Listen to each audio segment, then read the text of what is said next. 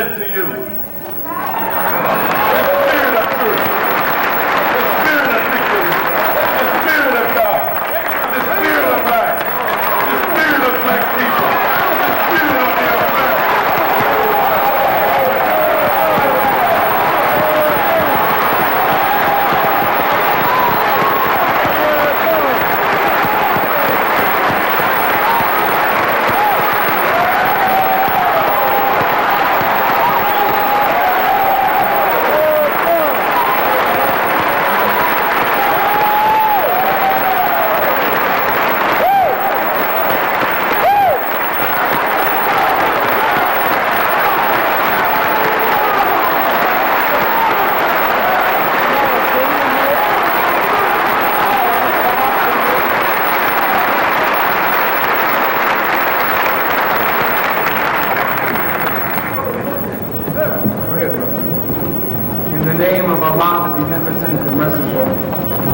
I bear witness that there is no God but Allah, and I bear witness that Muhammad is the messenger of Allah. I greet all of you, my dear brothers and sisters, with the greeting words of peace. Assalamu alaikum. I am so greatly inspired by the words of Dr. Fulani, and to see the charity, the sacrifice of you to help us in the cause of the redemption of our people, and to thank all of you for coming out this afternoon to hear what we have to say. All right. I'm grateful to Dr. Alim for his stirring introduction, to Brother Akbar Muhammad, our faithful brother and national assistant, to Brother Don Muhammad and my son-in-law Leonard Farrakhan Muhammad for raising the charity, Nasi Asiel for Israel, members of the Nation of Islam, brothers and sisters. I would like to try to go right to the point. Take your time. Take your time now. Because there's much that all of us have to do. It is not accidental that we are all here in Atlanta at this critical hour. But I would like to state my purpose for being here and the purpose of the Nation of Islam being here. All right. It is written in the book of Isaiah, "For thus hath the Lord said unto me, Go, set a watchman, and let him declare what he sees." We are here as watchmen. All right. To see what transpires and to report to the masses of black people, to ensure that no machinations of the Democratic Party will be used to deceive our people any longer. If there are schemes and machinations, plans going on right now to take you where it may not be good for you to go, there will be evidence of it to the eyes of any careful observer who watches the means by which this process comes to fruition. Secondly, I am here to present a black agenda. All right. A black agenda upon which all of us can form a united front of all black leaders and black organizations that will allow us to address the critical needs of our people. We do not believe that a candidate should come into the black community and tell us what they will do for us absent of presentation to that candidate of an agenda that is substantive regarding our needs. Each candidate must address his or herself to a black agenda if they expect our support. It is foolish for any candidate to go into the Jewish community expecting the support of the Jewish community unless they address forthrightly the needs of Jewish people. Right. It is silly for us to allow any candidate to come to us without addressing forthrightly our needs, not what they perceive our needs to be, all right, but what we know our needs are. All right. No party or candidate should expect our vote unless that party or candidate is willing to address himself or herself forthrightly to our needs. What happens if the watchman goes to sleep? On the watch. This is a critical hour. This is an hour that is of decisive importance with respect to our liberation. This is an hour that involves grave risk. It is perilous. It is hazardous. For we are in a crisis. We are at a crossroads.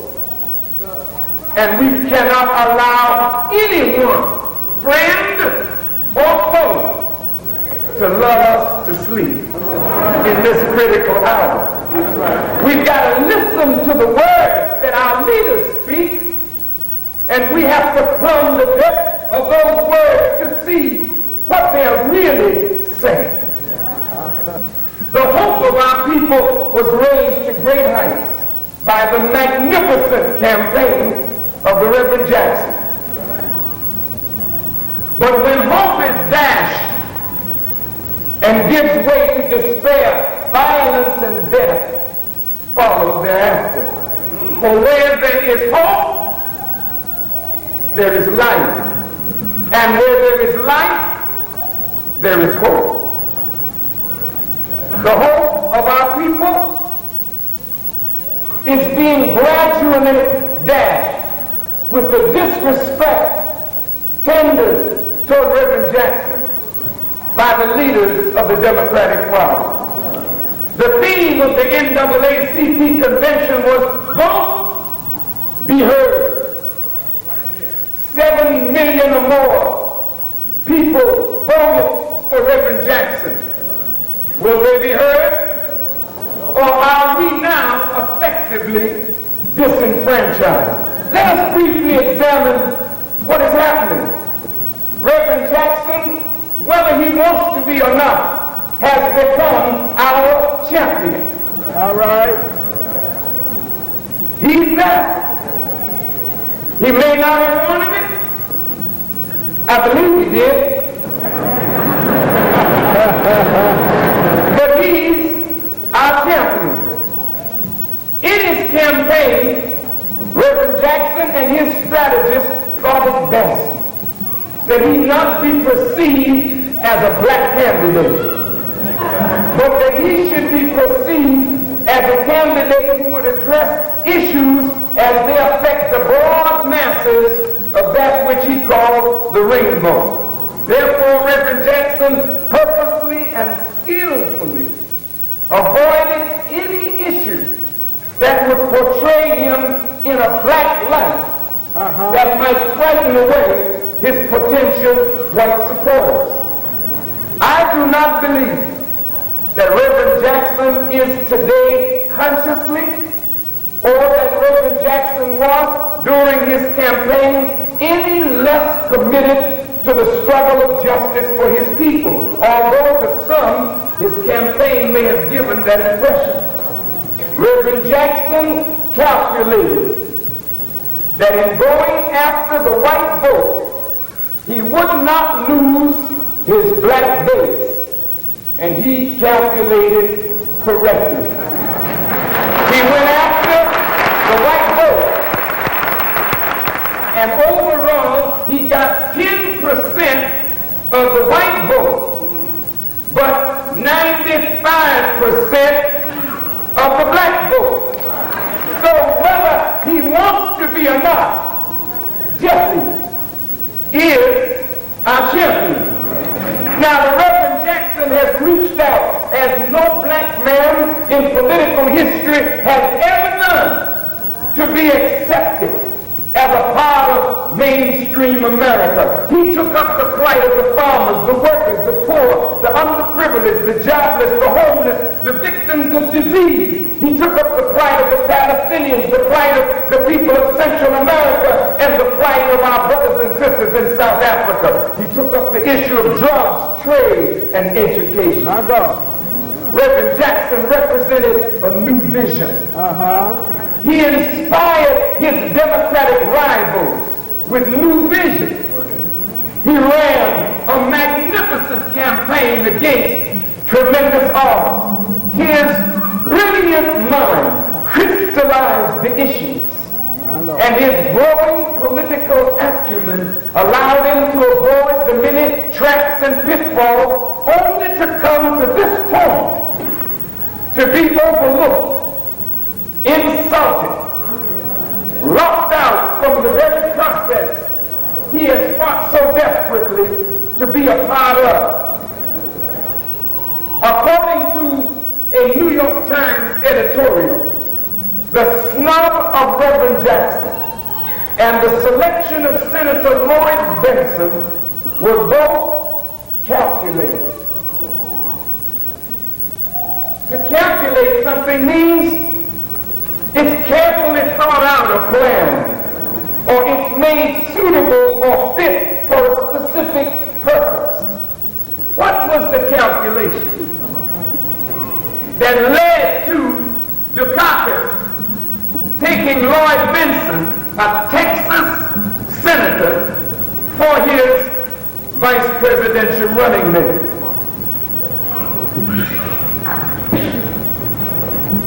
Brothers and sisters, the scripture says, to whom much is given, much is expected. Black people have given much to the Democratic Party. Black people have a right to expect more from the Democratic Party. Reverend Jackson has given much to the Democratic Party. Reverend Jackson has a right to expect much. Is that correct? But what about the Democratic Party? They receive 95% of our vote, but they also feel that they don't owe us anything. So we have been effectively disenfranchised. Our vote is wanted by the Democratic Party, but not at the expense of conservative white America.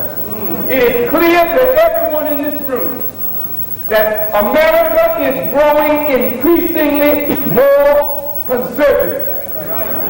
The Democratic Party, if it wishes to regain the White House, cannot appear to be or be perceived as liberal.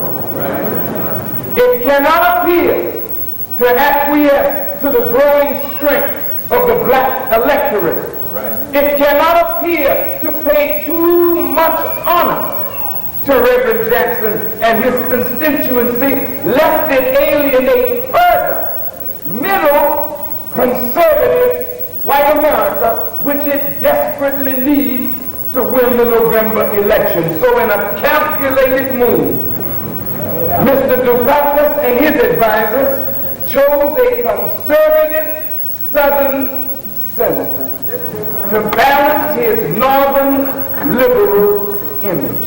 He purposely snubbed Reverend Jackson, his delegates, and his constituency to show conservative white America that we are in the running for your vote.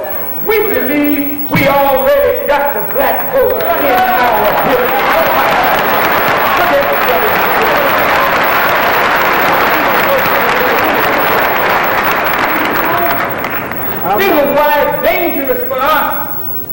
to be so committed to something that is not committed to us.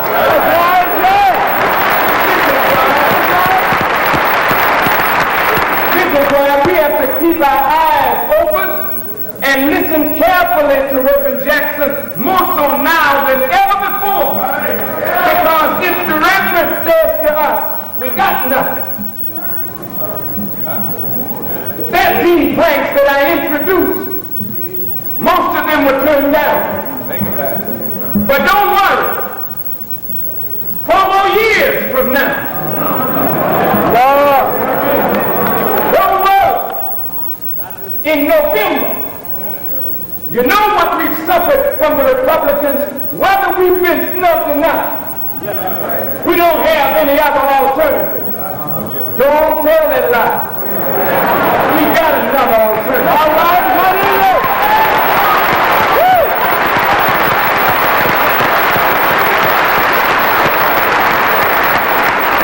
Right here in Atlanta, when the white banks bulging with black folks' money refused to give black folk consideration where loans were concerned, they finally got tired of it and said, let's go on down and take our money out of the white man's bank and let's put it in a bank of our own.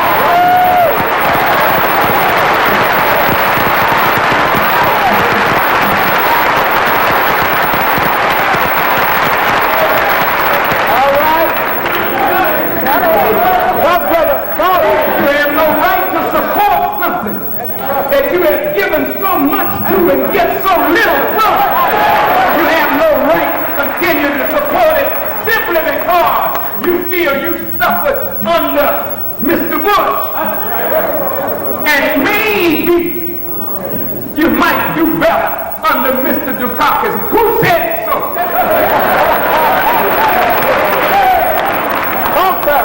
That's like voting for Lucifer or Satan. You can't tell either.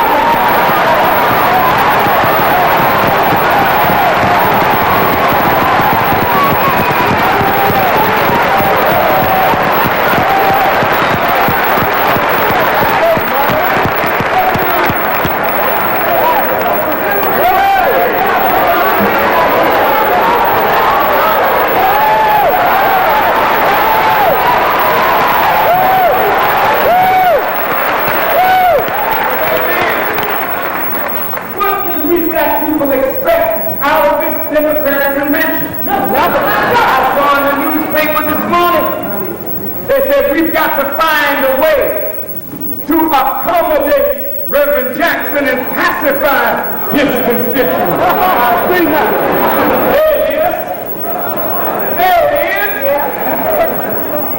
Do we need accommodation? No. And more pacification? Tell me how accommodation feeds the hungry and gives jobs to those who have no employment and gives housing to those who are homeless. Tell me, how does accommodation and pacification give justice to those who cry out for justice? Hell no! Reverend Jackson, as our champion, don't become a chump now.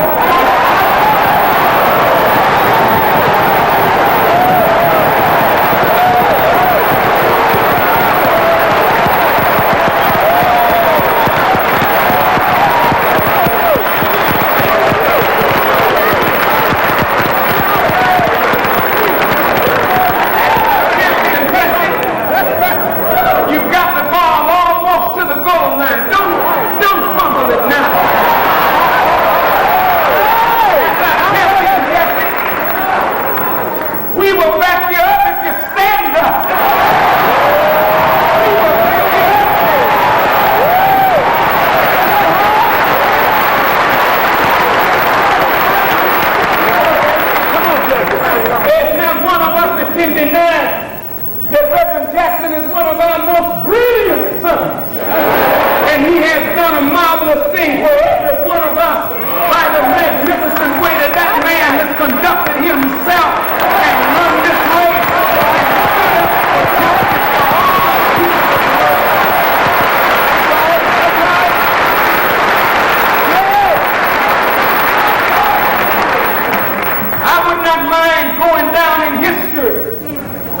making an intelligent decision to back my brother.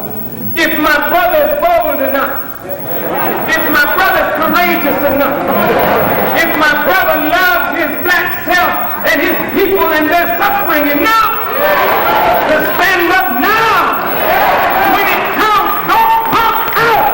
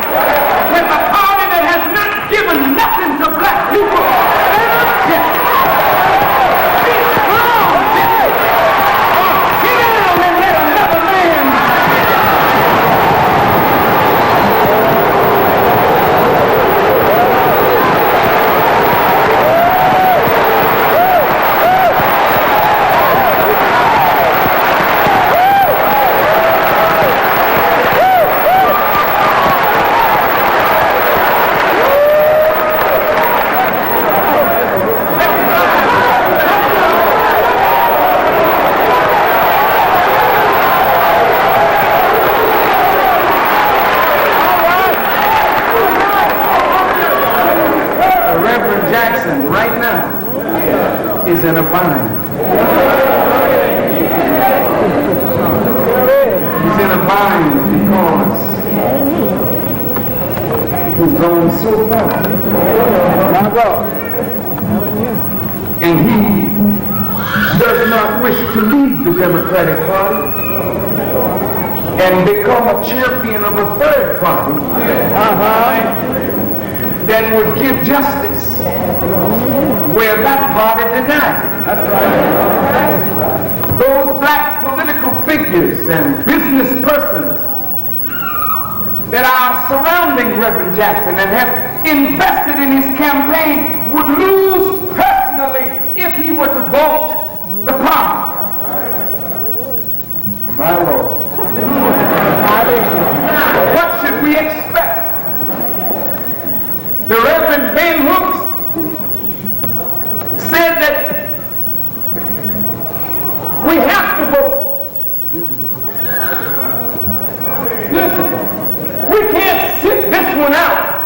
He said we have to vote so that we might gain some concessions.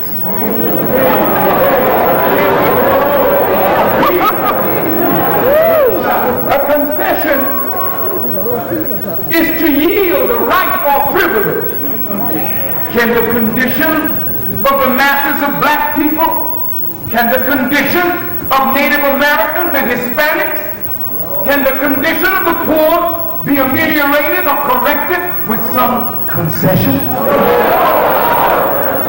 In spiritual terms, dear brother Reverend Ben Hooks, a concession is nothing more than the crumbs from the table that Lazarus begged for. And only those who are around the table, Reverend, can get the crumbs. But those at a distance who need more than crumbs for their existence get nothing. But what is a crumb? A crumb is an appointment to a position, a job. It is an official post, a judgeship, a directorship. This is what I heard them talking about offering Reverend Jackson. Yes. They said, Mr. Kirk of the Democratic National Committee said, we ought to give Reverend Jackson an airplane. Fly around.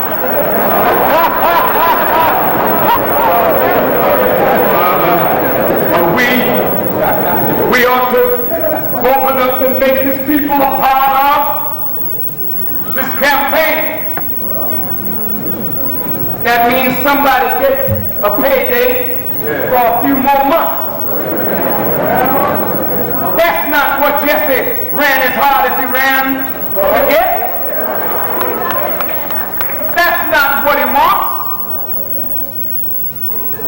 I hope not.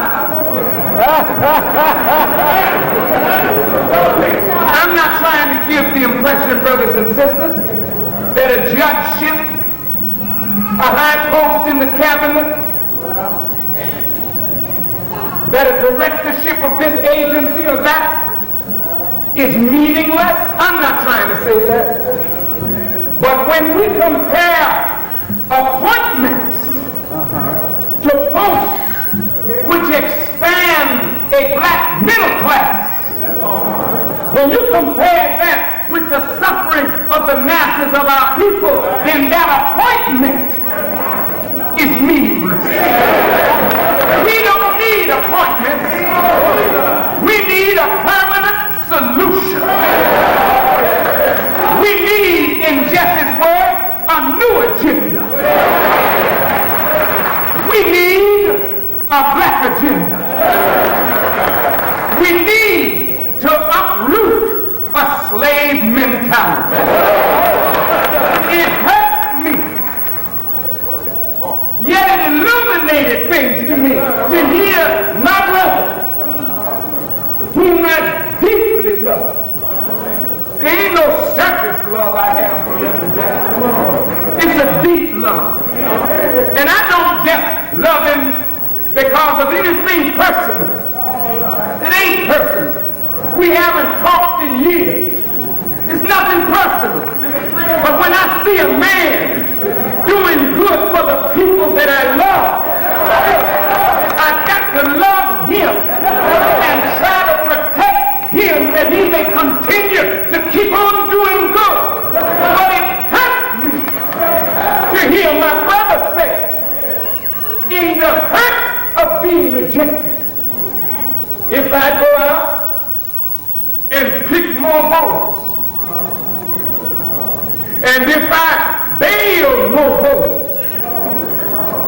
and bring them up to the big house, then I want to be included in the big house. Yesterday, according to what I read in the newspapers, he made the same statement. If I pick more voters like we used to pick cotton, if I bail more voters like we used to bail cotton, and if I bring what I picked up to, not over to, but up to the big house, then I should go in the big house to count the cotton. Oh, dear Reverend Jackson, our preacher, beloved brother of ours,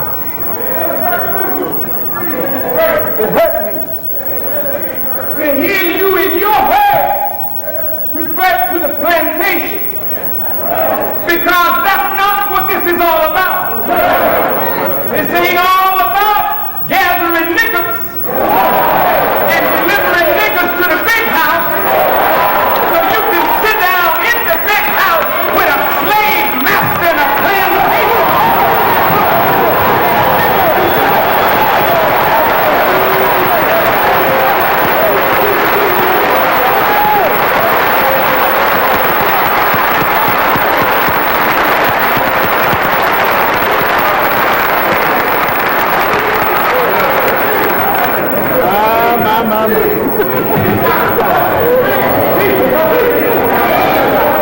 Have you seen a bird dog called a retriever? Watchman goes and shoots the bird down. The retriever may not have eaten for a week, but the retriever goes and gets the bird, puts it in his mouth. You think the retriever would go on off in the bush and eat the burden. Not that retriever. He brings it back to the master and drops it at the master's foot, and the master said, good done. But the master never brings the retriever in the house and sit it up at the table with him and confer over the next bird catch. Go back to your kennel, dog, and sit there till I need you again.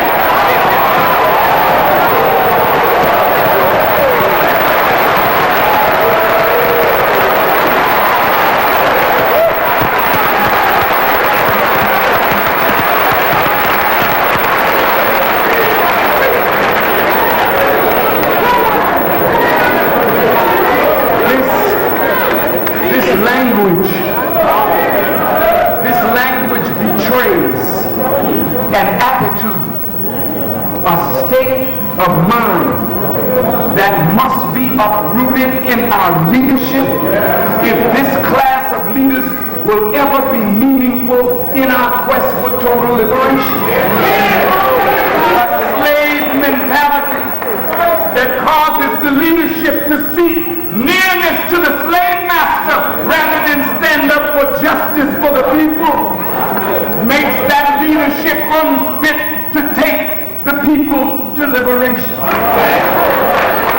I appeal to our dear brother to change his language and change that state of mind. All of the Muslims who are present in the Quran, when Pharaoh sent summoners into all of the cities to find every skillful enchanter to bring them into opposition to Moses and Aaron, he made a promise to every skillful enchanter.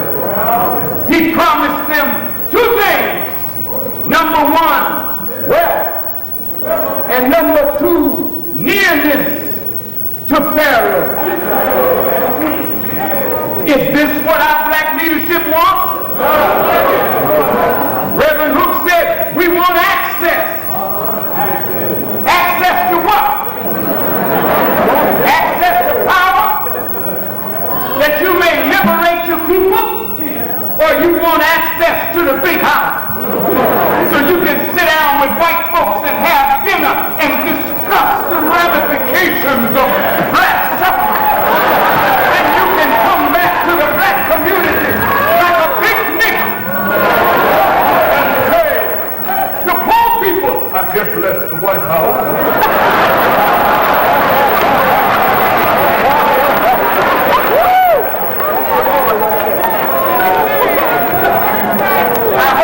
Take this from the spirit that I give. I love Martin Luther King Jr. I've grown to love him more since the time of his passing, to honor him and to respect him. But I also disagree with a certain aspect of his teaching, which I think is poisonous to black people and particularly the black leadership. That spirit of self-negation, not self-denial, but negating your own needs. The law that God created in nature for your own preservation. To say that I will love white people,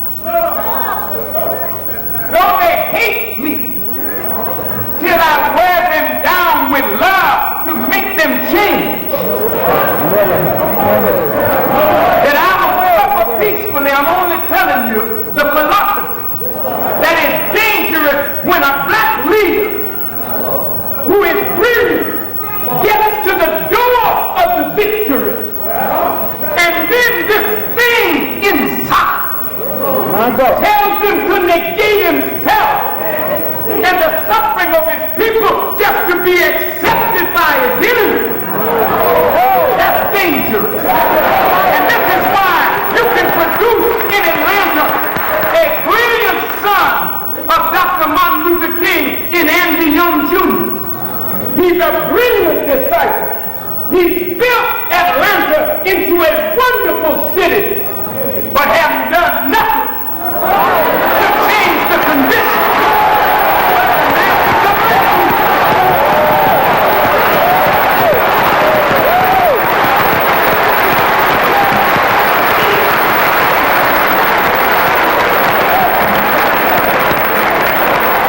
Some of you that call yourselves integrationists, you only want to integrate because you hate who and what you are. And you feel that to identify with white folk or Arabs or somebody else will make you better than the black man who can only identify with himself. Some of you who have grown to become socialists or communists, you have that sick integrationist mentality of self-negation. So under the doctrine of weapons, you use that as a cover for your mental inferiority.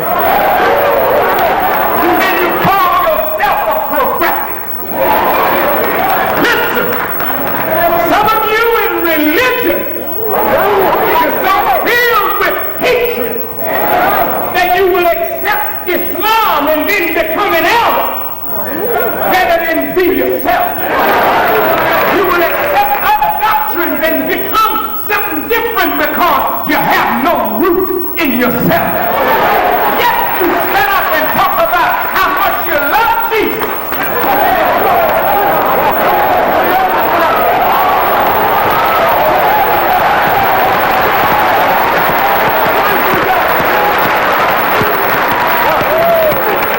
Jesus said, you gotta love your neighbor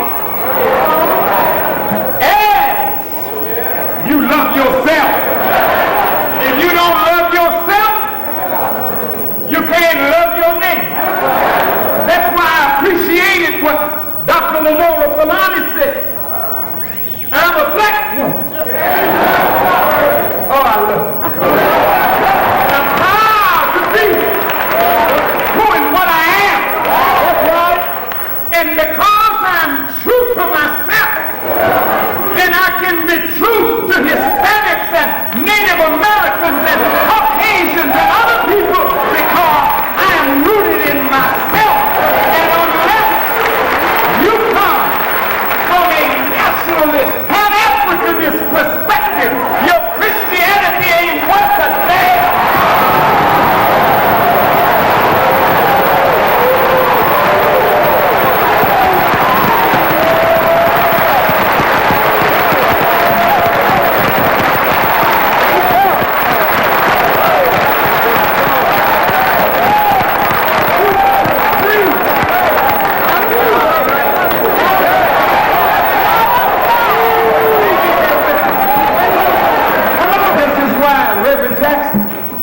Is in a bond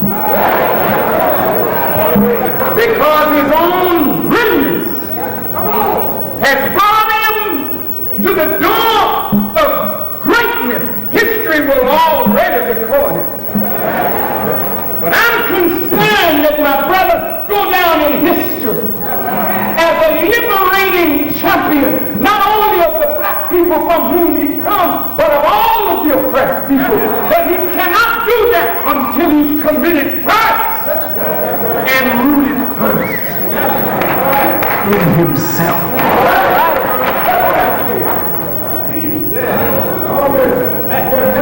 The insult to Reverend Jackson and his constituency was immediately followed by an appearance by Mr. Dukakis at the NAACP convention.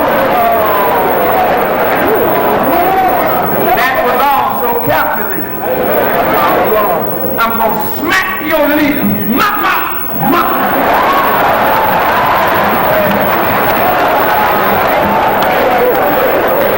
And I'm going to test to see whether you still madly. I busted your champion in the mouth. Now I come to address the oldest, most prestigious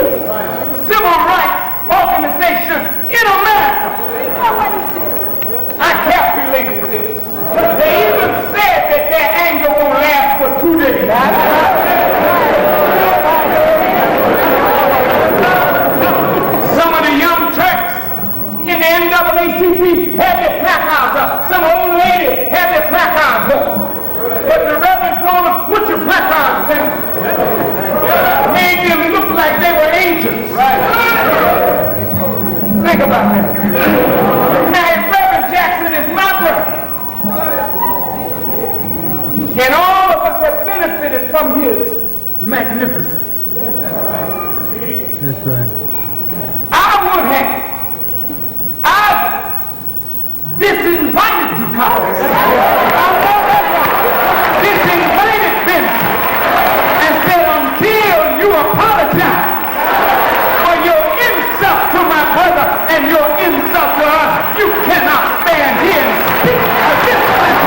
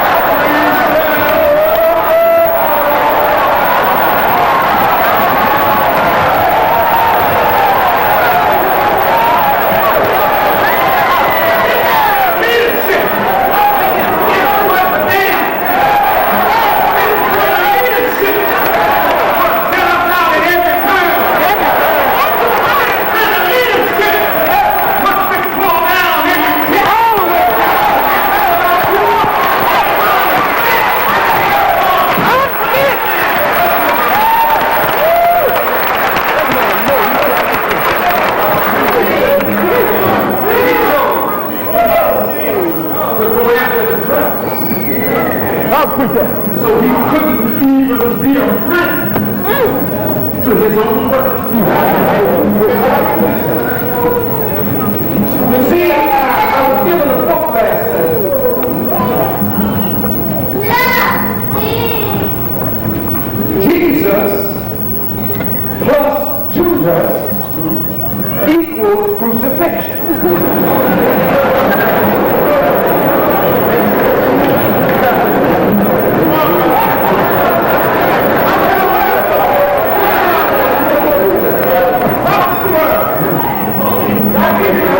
Anytime you stand up for justice, you got to look for the betrayer.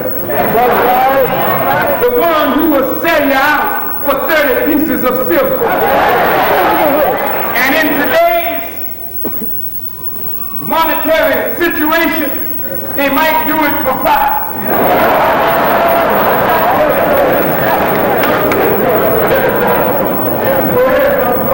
The struggle for justice plus the Judases.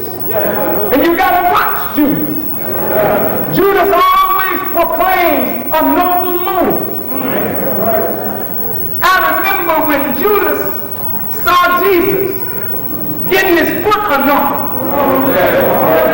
by a fine looking woman. Had long hair and had put some ointment on her hair and was rubbing Jesus' feet. Now when a man walks the streets of Palestine, feet get tired. But when a fine-looking woman would anoint your feet, Judas was standing by peeping this thing.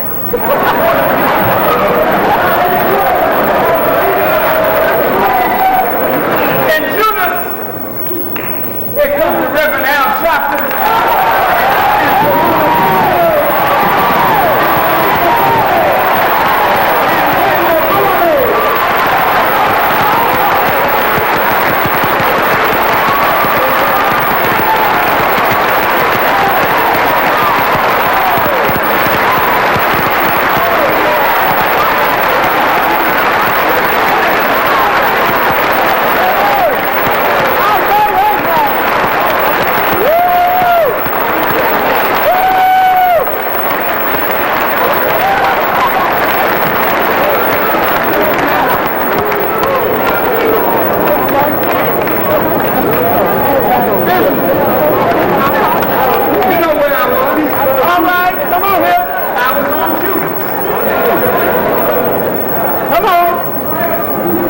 got all night.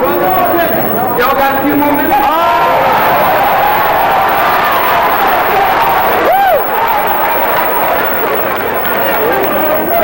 Judas said, What did he say? to the woman, not to Jesus, why are you putting that expensive ointment on the woman, on Jesus' foot? But notice his words. We could take that ointment, we could sell it, and get the money and give it away to the poor. He played like he was more for the poor than the master.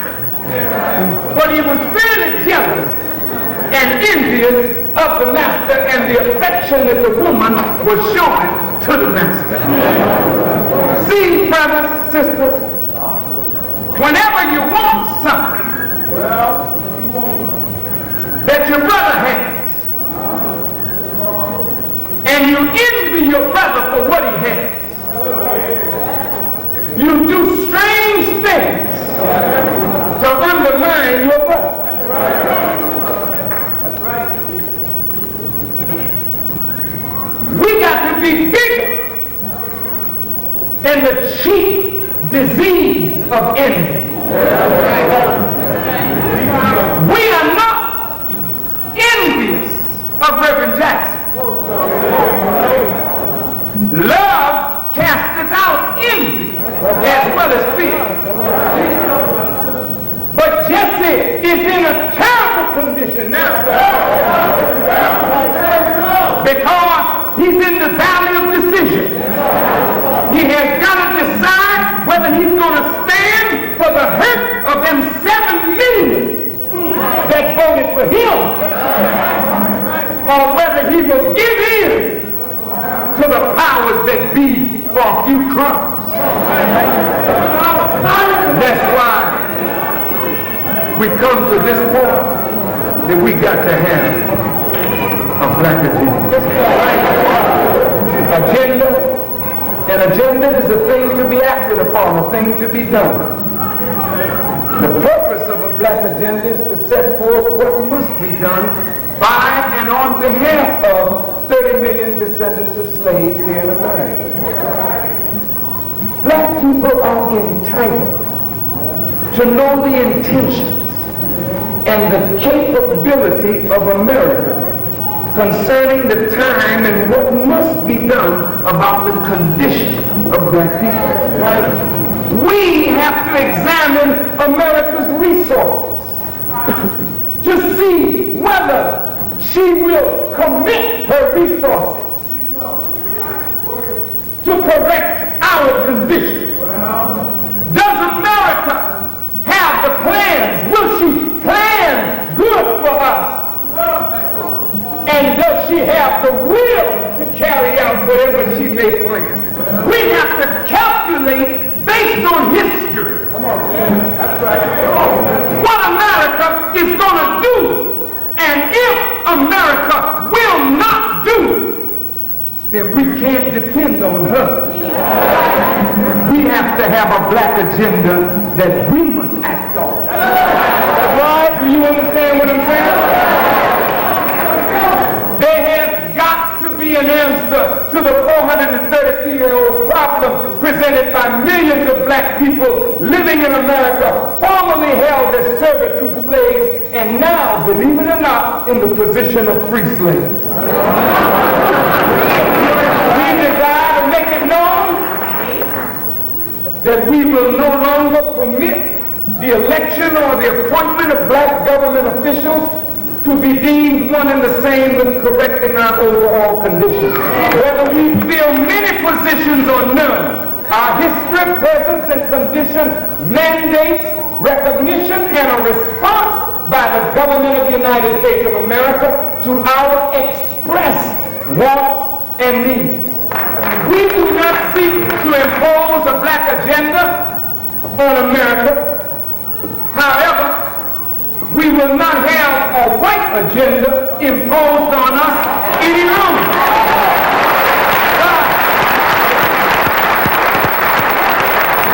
Something must be done to bring about a meeting of the minds of white and black, if that can in fact happen.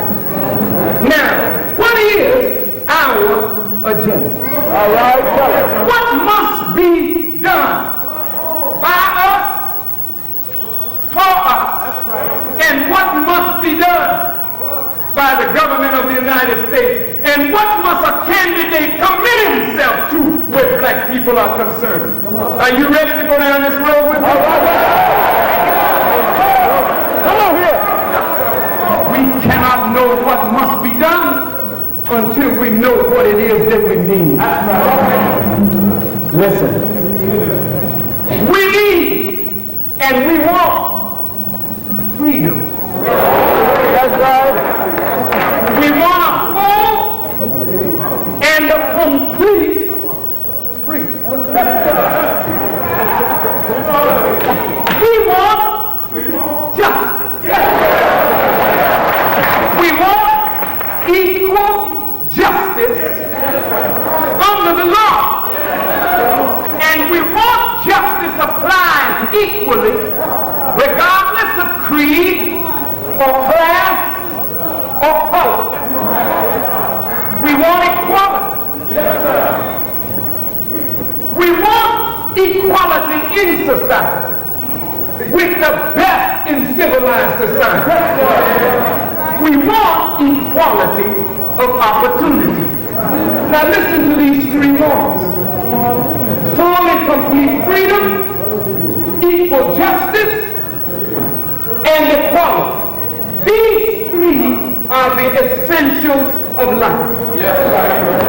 Now, what do we mean when we say we need a full and complete freedom?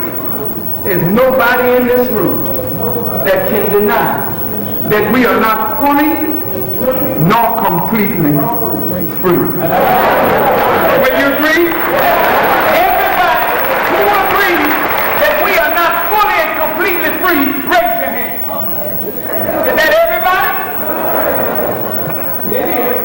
All right.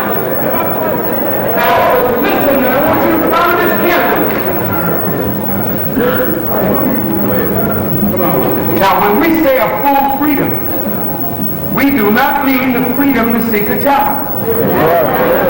And we do not mean the freedom to be immoral or wicked. We mean the removal of every barrier, every impediment that stops us from a full and complete development of ourselves to the fullest qualities and capabilities that we are able to reach. We want every impediment removed. Now look, brothers and sisters, that's not a lightweight statement. Follow this carefully now. Did you know that the 13th Amendment abolished involuntary servitude? Is that right? You can't be a slave no more unless you just want to be.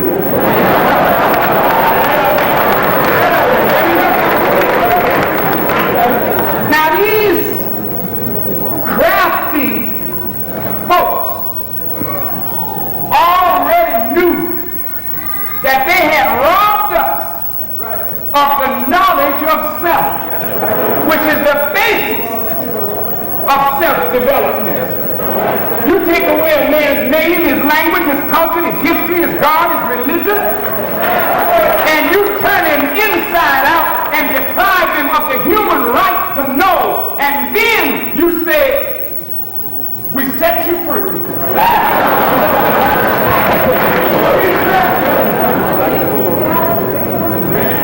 From that point on, you become a voluntary slave because you don't have what it takes to go for yourself. And so Abraham Lincoln gave us an emancipation proclamation. The word emancipate comes from a Latin Latin root mancipere, the infinitive form of the verb, which means to free from your hand, but not necessarily from your control. Emancipation is not freedom. Freedom is freedom. Emancipation means I let you go from direct control from my hand, but not out of the purview of my power to control your life and your destiny. So when the 13th Amendment was set up, it was followed by the 14th Amendment, which gave us protection in quotes under the law, due process. Is that what they call it? Let's talk now. The 14th Amendment conferred on you citizenship. Didn't ask. It just conferred. Then the government set up the Freedman's Bureau. Look at the word, freedman. It's very clear. Not a free man's bureau, but a freed, with a D on it, Freedman's Bureau. That is the past participle of the verb to free. And it means that you did not bring about of your own free will and volition, your own freedom. There was a causative factor outside of yourself that determines that you shall be free. Are you listening? Now, these good white people, and I have no reason to doubt that they might not have had good intentions. These good white people freed us. And so the government was obligated to give you food, clothing, fuel, land under the Freedman's Act. So what is that? You can't go for yourself. The government is taking care of you. You follow me? Now the man who sets you free still limits your activities and the sphere of your motion according to his wishes. So now you're not a servitude slave, you are a voluntary slave to the system and the people that destroyed your mind and your will. And unfortunately, in 1988, you're the same people. No? You have been freed by them. Therefore, they feel that you don't want to respect. And we're giving you people as much as we can. What are you all crying about? We make better laws for you people. We have allowed you people into our restaurants, our hotels and motels. We've done good by you people. What do you want now? We want a freedom that is full and complete. That's right. And that freedom has to be determined by us and not our white people.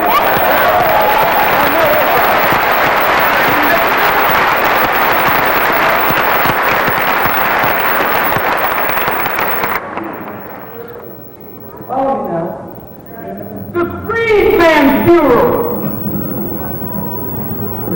I have it here in black and white. I ain't got time to run through and pull it out, but Pull it out now. this is the first time so many notes. Now look here, here it is. Look here, the Freedman's Bureau in 1866, on January the 9th, set up this in an army barracks in Nashville, Tennessee, as a college for black students. It is named for General Clinton B. Fisk, an official of the Freedman's Bureau. He was a good white man. He didn't want his niggers to get too far away from him. So he set up a school for youth. Now don't you know if he set it up for you, he controls exactly where you're going to go with what he gives you. Is that right? It was chartered in 1867 as Fisk University. Well, let's move on.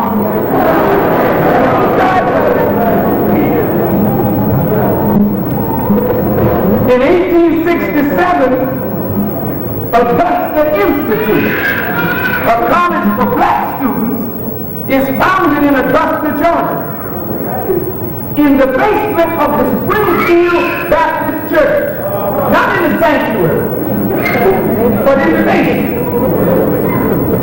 It moved to Atlanta in 1879 and named the Atlanta Baptist Seminary. In 1913, it became Morehouse College. What am I showing you? I'm showing you, beloved. Do you want to know why, after 100 years up from slavery, with all the so-called education that you have, you spend $212 billion a year, you have built nothing for your black self, nothing for your people? There's something wrong with the way you're being educated. There's something wrong with the way you're being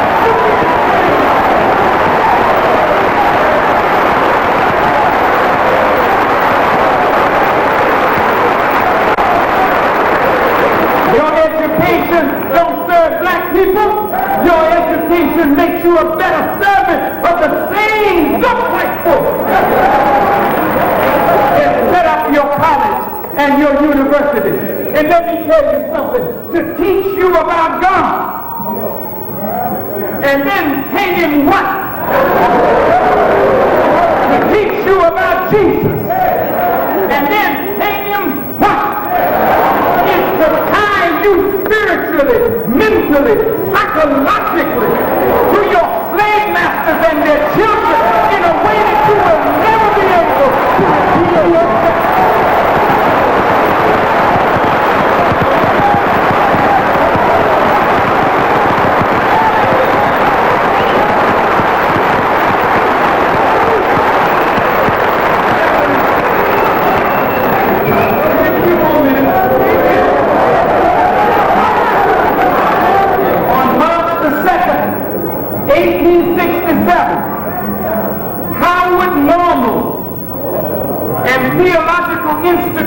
For the education of teachers and preachers was chartered in Washington, D.C., again by the Freedman's Bureau, whose director is General Oliver Otis Howard. At Howard University, it became the most prestigious institution of higher learning in the country with a predominantly black student body, but yet in the Senate and on the floor of the House of Representatives, they argued over what they were going to teach black people. And they said there were three things that they were never going to teach black people. Number one, the science of business. And this is why you're backward now, because they'll teach you a little jive course in marketing. They'll teach you a little jive course in business administration. They'll teach you a little this and a little that. But how many of you have been trained to go on out and set up a business on your own? You're trained to fit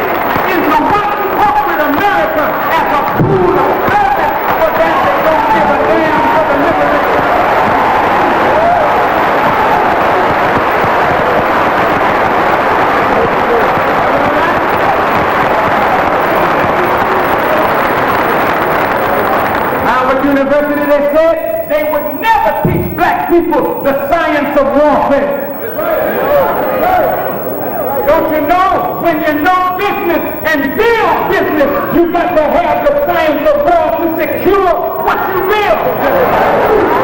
But you can't protect yourself, know your community. The science of war you will only use for your enemy, but you will never use it for yourself in the act of liberating yourself. And the last thing they said they would never teach black people was the science of mating. You produce genius haphazardly in the back of a pickup truck, in an elevator hold on 6 years, giving just enough time to make a genius. In the basement, in the cellar, in a hotel room, haphazardly we produce greatness. But there's a science to picking the mate for your life. There's a mathematical formula that drives people knowing you. Don't you know, if they can produce a pedigreed dog and a thoroughbred horse, they know the art of how to produce a superior human being.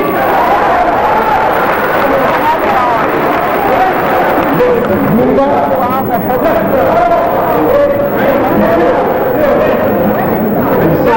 brothers, sisters, we want a full and complete freedom.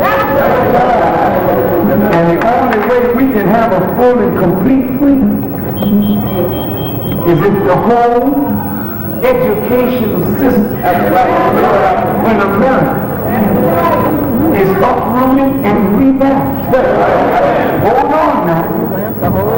Any candidate that goes out there, he got to commit himself to a principle of education that liberates. And you hear white people calling me a hater? You wicked hypocrites.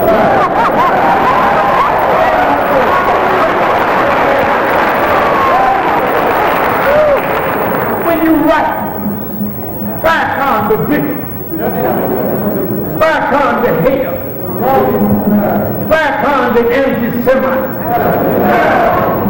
then some of you deceitful ones, scribes and Pharisees, you go to talking about how this is a pluralistic society. And Farrakhan and his way have no place in a pluralistic society. You wicked hypocrite. What do you mean when you say pluralistic society? Do you mean that we all, as Americans, live here together in freedom, justice, equality, and peace? If you really mean that, how can that ever happen with an educational system that fosters white supremacy and black inferiority? You talk to me and tell me how my little black baby can go to kindergarten and learn about Snow White, and she ain't white and she ain't Snow. Learn about Goldilocks. Only and all they have left. You're going to tell my baby, black baby, from preschool, that they're inferior, and tell your own children how superior you are because you're white. How in the hell does that lend to a pluralistic society producing mutual respect between those who call themselves citizens of America? You're a hypocrite, and you really don't want nobody to point the truth out.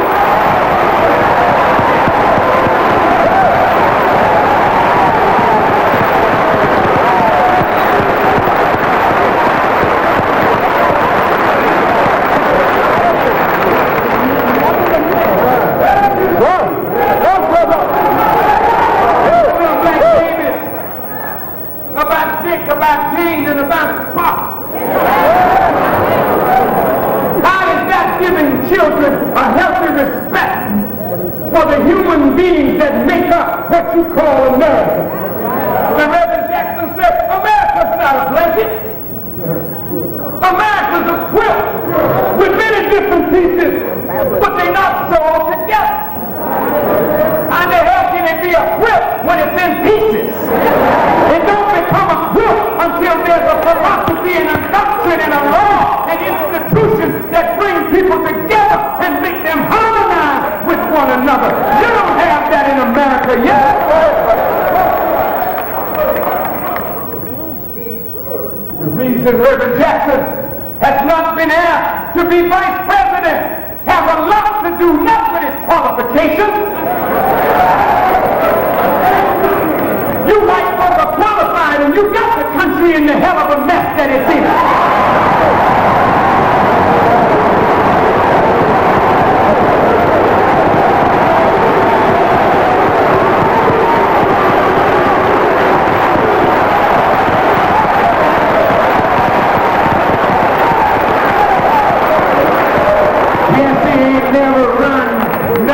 Jesse wasn't this, Jesse wasn't that, neither was George Washington.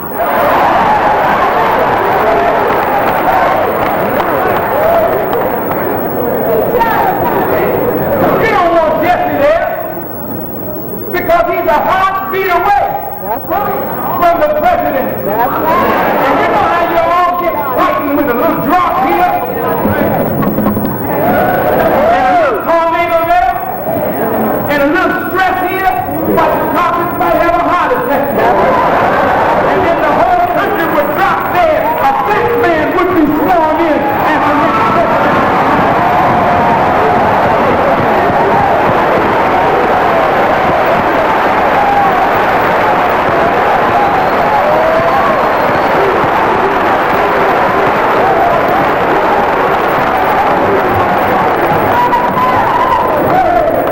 You can't handle that. Today, the institutions of America are so rooted in racism, so rooted in white supremacy. Even when you come through such institutions, they mess up your mind so that in religion we are rejected. The church treats us like a corrupt. The court cannot do justice by us because the judge sees white rather than black. This is why they want to paint Reverend Johnson, Chief Vernon Mason, and Alton Mallory as wicked men because they have the guts to challenge an unjust, wicked, unequal handling of the law.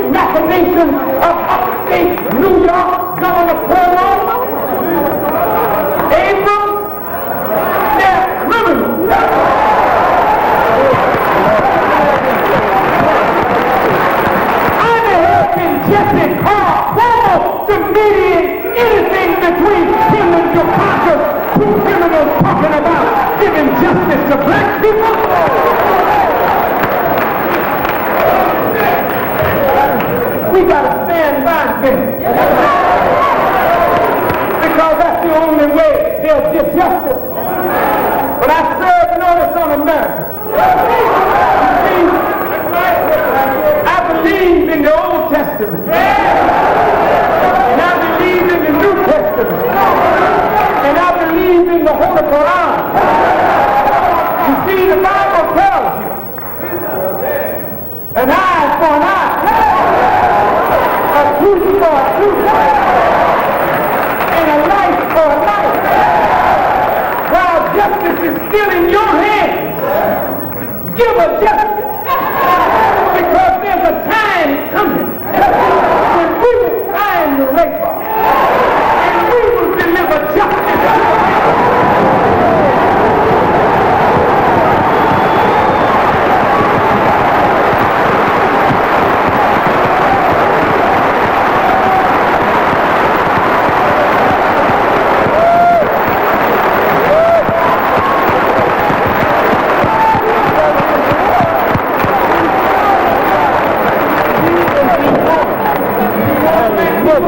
In America, the ball is in your court. You want us in?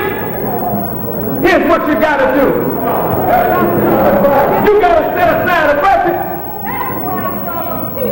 a budget that will re-educate and retrain the black man and woman so that we will be serviceable to ourselves.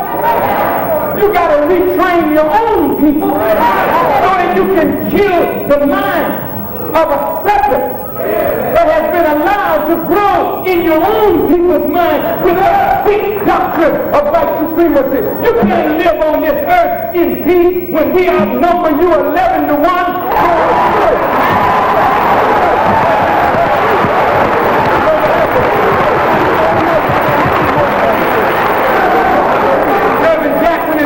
You got to cut back on the war machinery. And you got to commit your resources to making America a better place, a more decent place for us to live, but for everyone that claims to be an American to live. You want us? That's what you got to do. And whether they do it or not, we got to do it. We have to commit our own resources to an education that will allow us to remove every barrier to our own personal development. Every institution in America has to be revamped. We know it can't happen overnight, but the president has to be committed to change. I don't see that in you Congress. He treated Reverend Jackson. He says to me, more the same. He's the child of immigrants. His father was a Greek immigrant. Just got here yesterday. Treat black folk with a heavy hand. Right. And we built the country. Right. For 310 years and didn't give us 1 day's pay. Remember that, white folks. Remember that. We fought, bled, and died to build this country, to maintain it as a free and independent nation for you, not for us. You owe us more. I'll get to that. Then what you say you're prepared to do? You're going to give Jesse a plane ride? You're going to give him a few job appointments? We're not accepting that, brothers and sisters. We're not going for that, brothers and sisters. If that's what the Democratic Party has to offer, then we all ought to say to hell with the Democrats.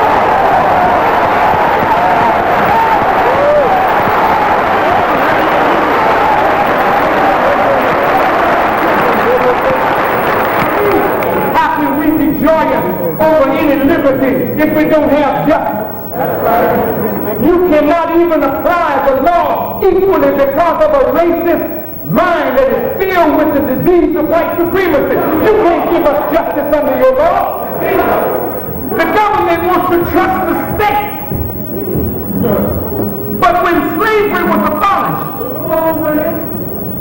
the 13th Amendment, the 14th Amendment, and the 15th Amendment, which gave black men the right to vote, some Republican congressperson decided over the veto, I think, of Andrew Johnson to pass a force bill that would actually force the state to give some measure of justice to the just-freed slaves. Lord, you help us. The federal government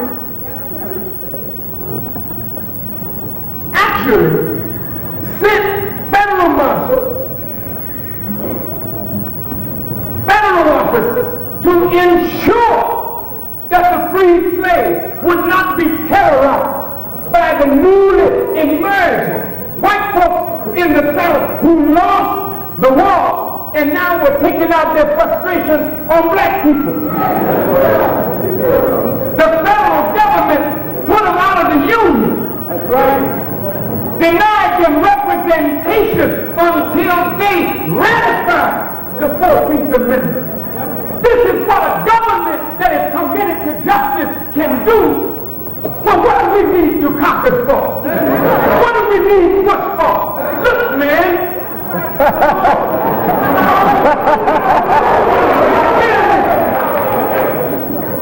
Tawana is one more in a long chain of black folk in New York that are suffering.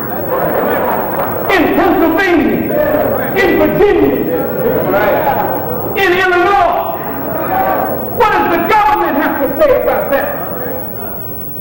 The government, the federal government, under Supreme Court misinterpretation of the law, started giving back the power to the states. And the states began then to set up the Jim Crow law. And the Democrats, with Billboard and Talmadge and the rest of those crackers,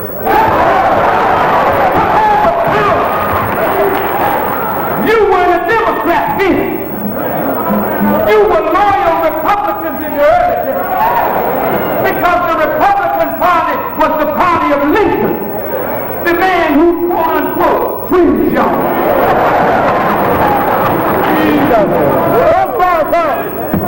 Well, the truth. You gotta know the history.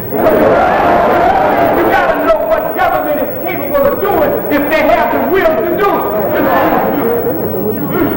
Brothers and sisters, they turned the power right back over to the states. And the states began to break up and set back everything that blacks had gained during Reconstruction. Here you have suffered in Atlanta throughout the South. You passed many good laws through the effort of Martin Luther King and the Civil Rights Movement, the NAACP, the Urban League. We can't forget their good work. They did a good job. But brothers and sisters, those laws, right now, the same Supreme Court has come right back up. And Reagan is touting less federal interference, bringing back up states' rights again. So now Cuomo can do what he wants. The federal government is not going to intercede. So unless we, as black folk, form a united front and say to the federal government, you want us here? You want us included?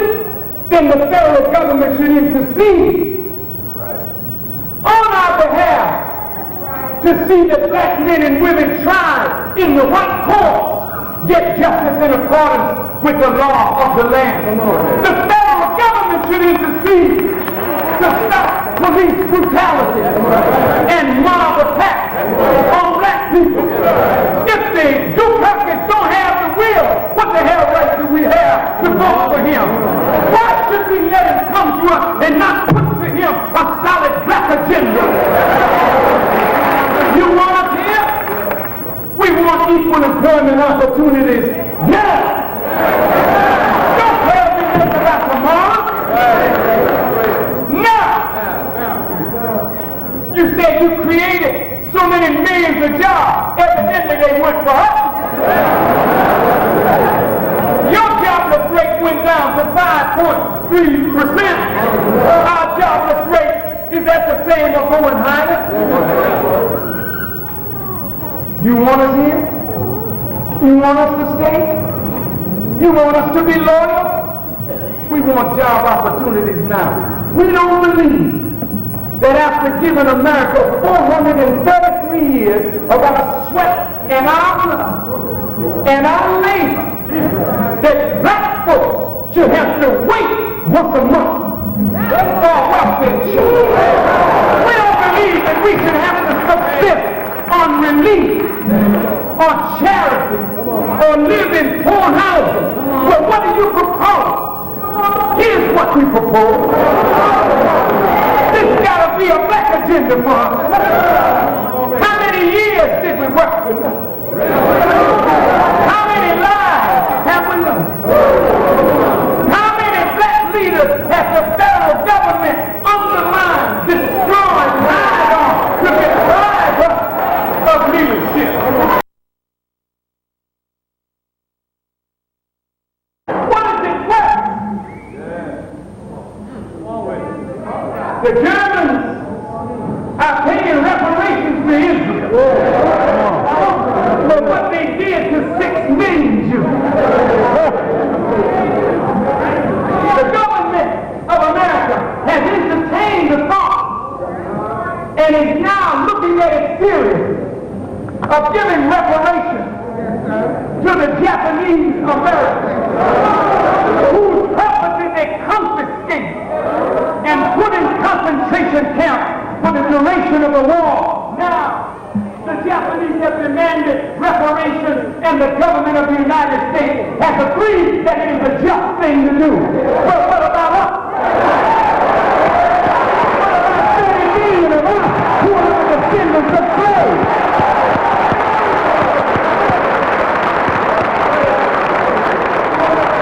You cut back on entitlement programs. You cut back on education. Black college attendance rates plummeted through the 1980s, helped in part by a shift in federal college aid programs from direct assistance to loans. Between 1980 and 1984, blacks were the only ethnic or racial group whose undergraduate enrollment went down. And the downward trend in black enrollment in higher education and the growing hostility toward blacks in predominantly white colleges and universities have served to underscore the vital role of the historically black colleges and universities in American higher education. This is why when Morehouse snubbed me, don't want me on her campus. Morris Brown, thank you. Sorry about that.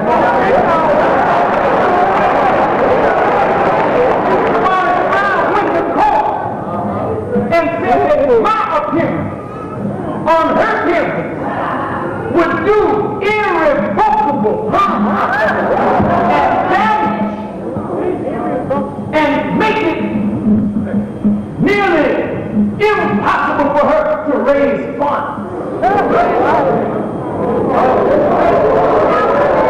I told my assistant, don't attack Morris Brown.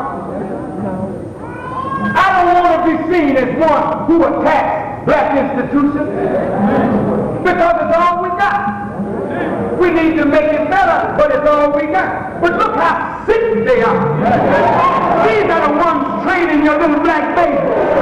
How the hell did your babies come out with a liberated mind when slaves are running the house?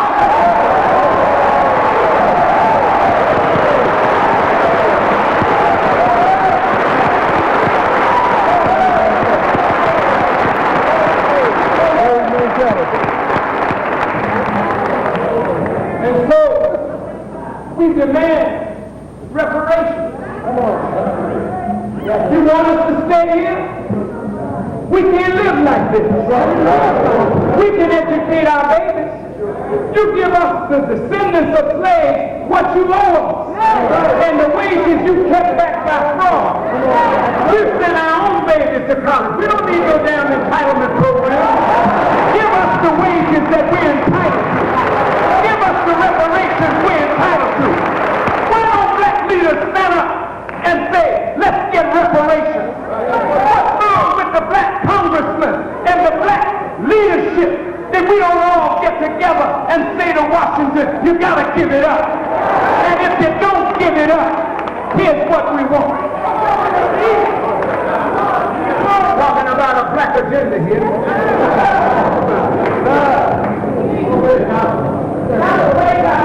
We don't want to fight for you. Don't tell me I can be all that I can never be in the society in your army. You have become a troublemaker in Nicaragua, a troublemaker in the Middle East, a troublemaker in Central and South America, a troublemaker in Africa. You want to send black bodies to go fight for you? Give us something to fight for. And by the way, as long as we are not given justice, you should exempt every one of us from paying any tax.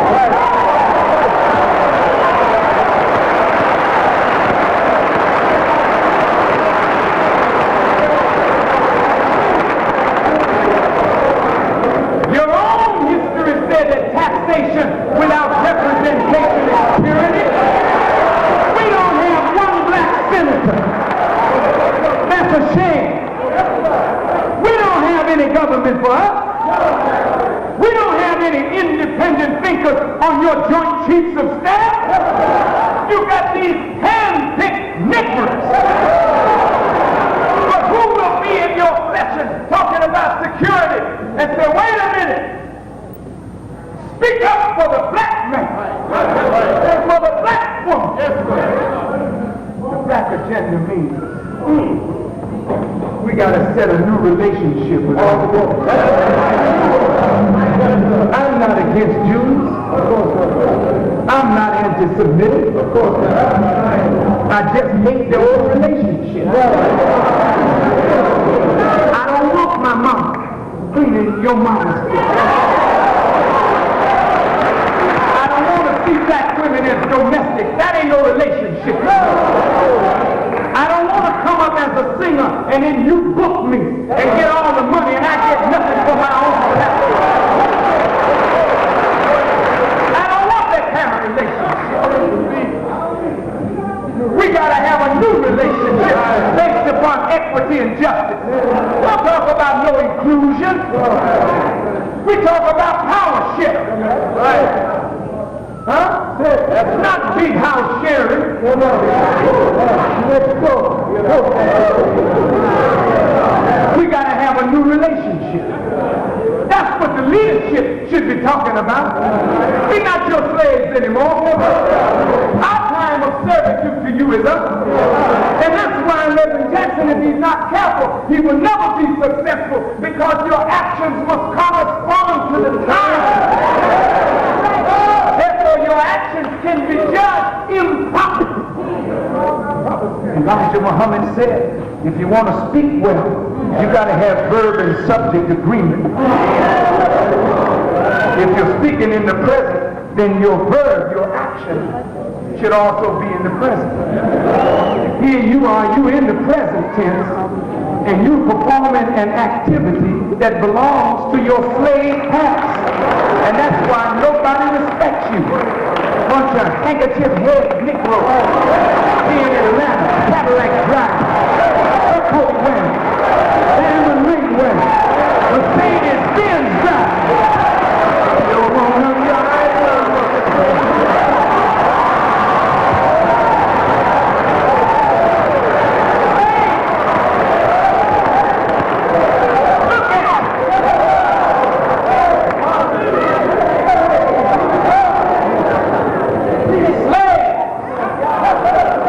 Let me in, master.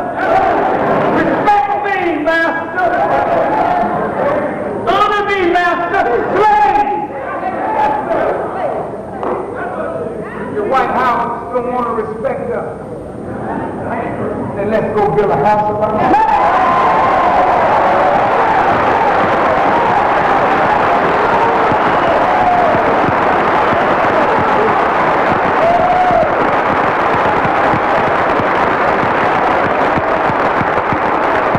We're not just slaves. We want a new relationship. We want a new relationship. Now, don't you write tomorrow, Farrakhan the separatist. Don't put that on me. That's on you. You want us here? You got to do better. But we can't live without freedom, justice, and equality. If you're ready to make the changes, we'll help you. We'll make America a fit place for all of us to live. We'll help you. We'll stay here with you. We'll help you when you listen. But we can't win it without us. That's right.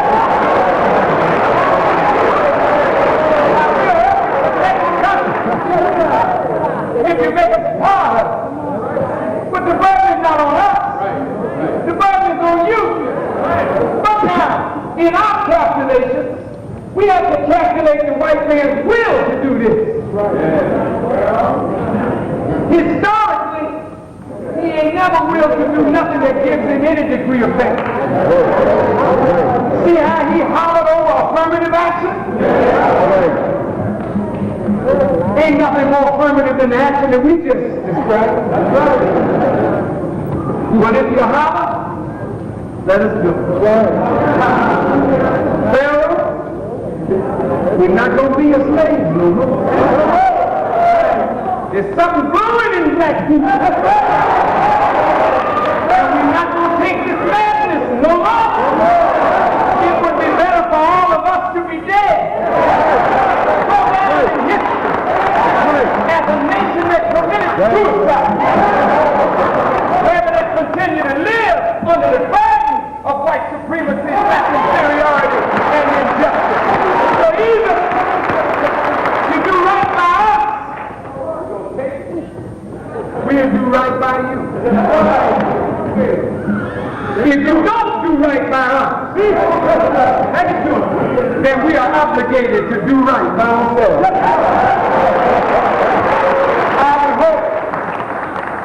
That each of you would think about this outline of a black agenda.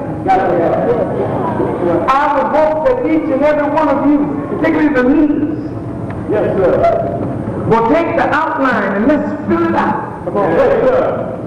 Let's make it a platform on which all 30 million of us can stand. Then if Jesse will be the champion of the black agenda, we'll get behind it. Come on, Jesse. Come on. Leave Pharaoh. Come on, Jesse. Come home, Jesse. Come home.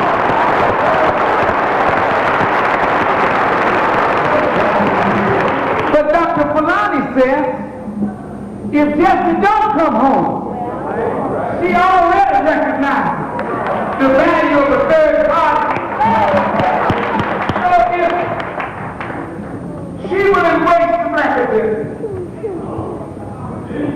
and stand with it, if Bush would embrace the black agenda, there's no problem reading the Bush.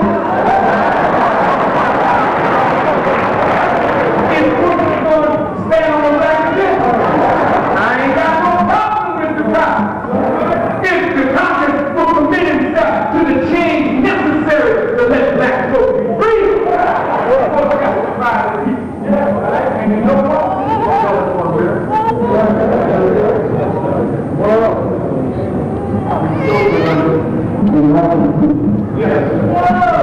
I'm so grateful to you, Allah. For your kindness, it's all right. I just want you to know,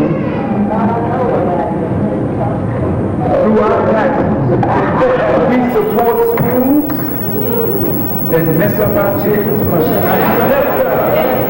We support police departments that don't protect us. Right? We support the armed forces of America and their military expenditures. Brothers and sisters, we can no longer support that which does not support us. And don't you know, Reverend Ben Chase, Queen Mother Moore, Nasir Ben Israel, Reverend Cone, black political leadership. Suppose we took this outline, expanded on it, made it a platform that all of us can stand on, and then we come into a solid wall of unity on this platform. Don't you know we'll win? Don't you know our unity will make us more powerful than an atom or hydrogen bomb? You don't doubt it? Try it. As you leave here today, don't brush this here. As you leave here today, watch everything that goes on. Calm down and listen. Yes, sir. Weigh the words, because deceivers speak the right word, but there's always something in it. Listen. Satan can't deceive no one today unless you just want to be deceived. We have a lesson as Thomas Ahmed Muhammad. Can the devil fool a Muslim? Not now, now if you wind away, you won't be deceived. So if I were you, as you delegate, go back. Tell Jesse.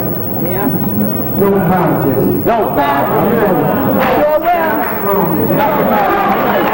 We'll stand with you. If they don't want you, Jesse, come on out. With his free in mind, we can develop a platform around which all of us can unite. Tell him, come on.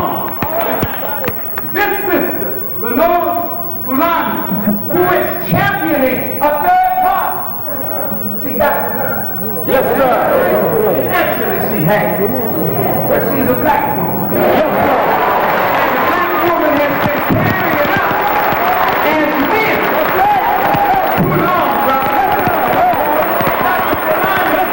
Is leading the struggle. Yes, sir. But she's so gracious. She said Jesse would come on out of this and step up. She back here. Now look, we would back the Nation of Islam.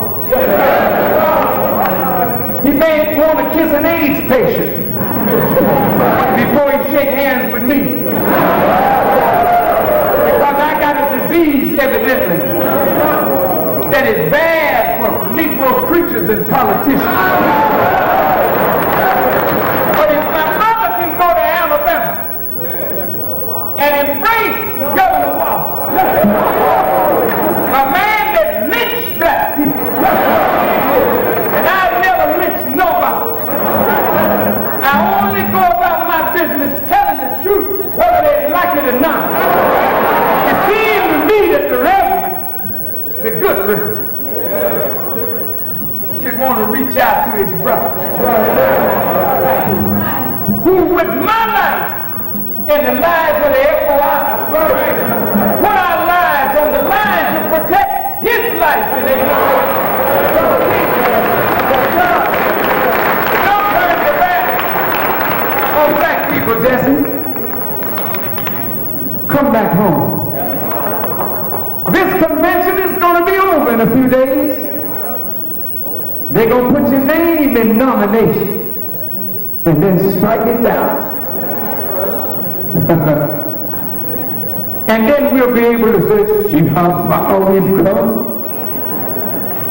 Just 20 years ago, it was impossible to think that a black person would even have their name put in the nomination. Let's stay with the Democrats.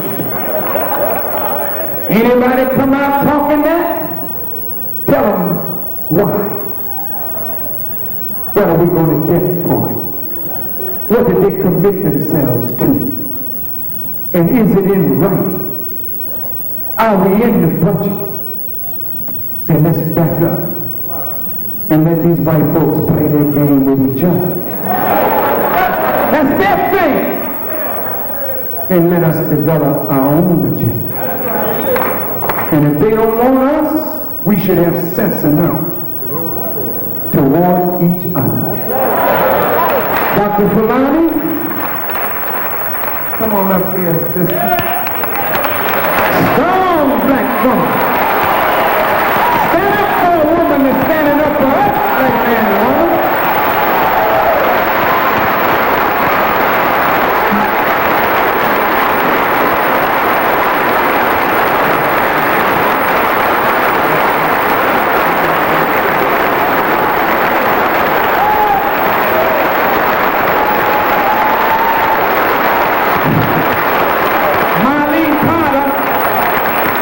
Chicago is in the building. There she is. That's our alderman in Chicago. Tell him, stand up, Marlene. We'll stand with him. Where's our alderwoman from St. Louis?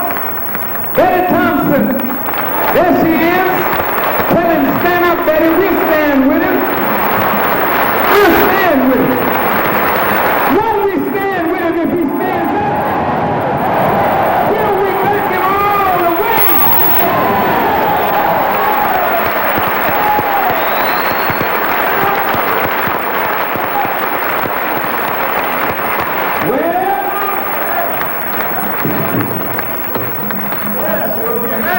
This has been wonderful.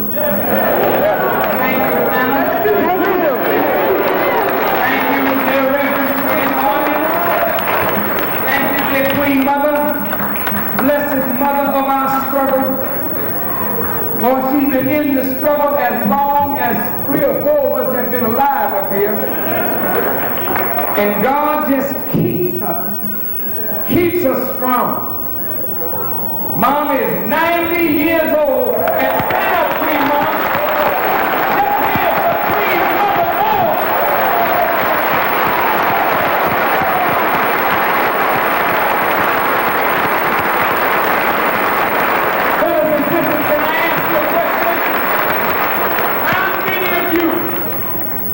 Support and will support a black agenda.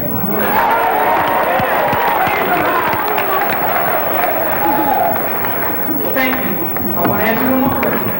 How many of you will take what we have said, it's on the tape,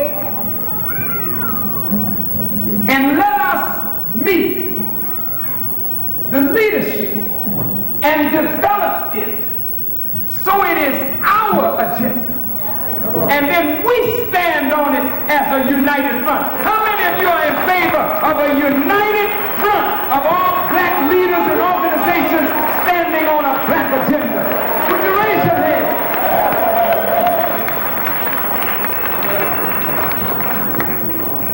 Well, Atlanta, I thank you so much.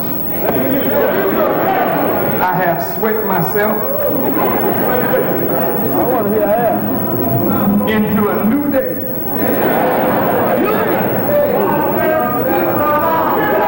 But dear brothers and sisters, when you leave this auditorium today, I would hope that in your protest demonstrations, whatever you're going to do, you be wise. Yes, sir. Be wise. Because protest says you actually believe that these people are going to do better. And so you out here protesting because you thought they was going to do better, and they didn't. So you're going to jump up and down. You knew before you got here that they weren't going to do for us until we are strong enough in unity to send the right signal. Then they'll Be intelligent. Let them know you're angry, but don't give the enemy a chance to beat one head or take no life. We got a black agenda to fulfill. May Allah bless you. May Allah keep you. May you stay in unity and love with one another. And on your way out, get the tape of today's black agenda. Can we have prayer together? You have to go down in the basement to get the tapes. They're being duplicated right now in the basement. And if you just be patient, a few more minutes, you will have those tapes. Queen Mother Moore has a flyer here, the National Democratic Party Convention of '88, an African platform, presented on behalf of African Americans in the United States of America by Queen Mother Moore and the Honorable Eileen Avery, Elder Stateswoman of Harlem. See, these are the things that we need to put together so that whatever we come out with as the final document, it is ours. That's right. Huh? God bless you, Queen Mother. All of them. So, can we have prayer?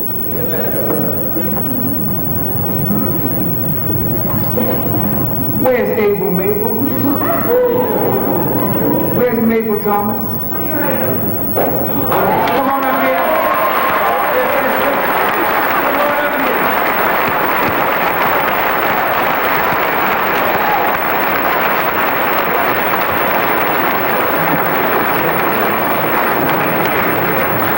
She's a strong black woman. And isn't it wonderful that Lenora Falani, a beautiful, strong black woman, is leading the fight for third party? See, it takes courage to break away. So you broke away. And now she's beckoning the little timid brothers. And if you just ain't bold enough to break away, do what the old spirituals say. Steal away. Take a quick step, and when they ain't looking, take a look. And when they look up, we're gone. That's right. I want you to, again, look at a young girl that deserves our support. That's right.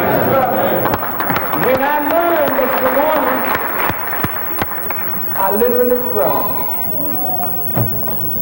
And when I heard that she was alive, I said to God, I said, Allah, why did you let her live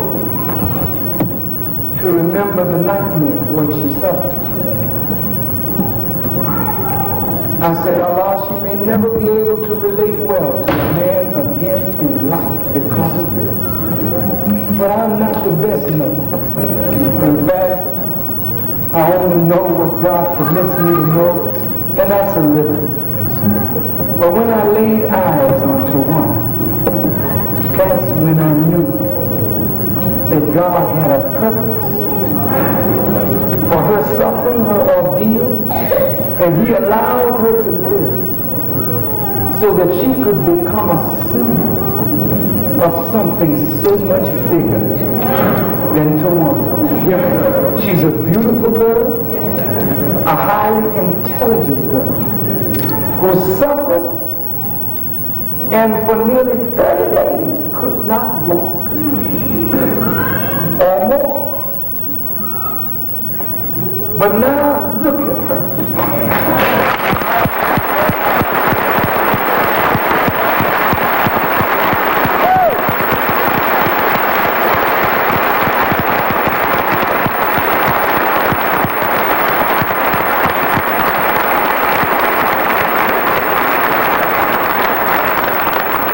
Don't you know that God can bring us back from what we've been under?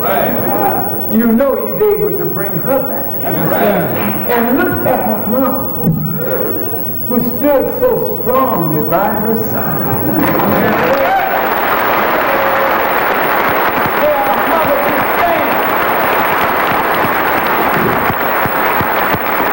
Would you?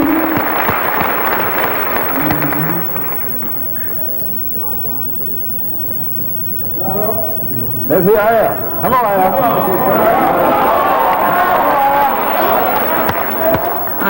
I don't want her to do anything that her own attorneys would not advise. But she has made a statement by her presence. That's right. We thank God for her, and we will stand with her and behind her. She just whispered in my ear, and she said, I'll say something. I know that's right.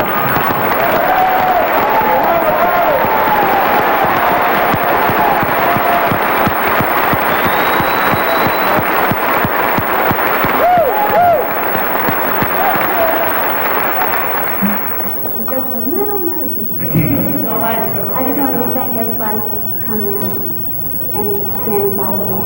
I want to thank Farrakhan for being there, everyone living right now, Charlotte, and my attorney, Malcolm,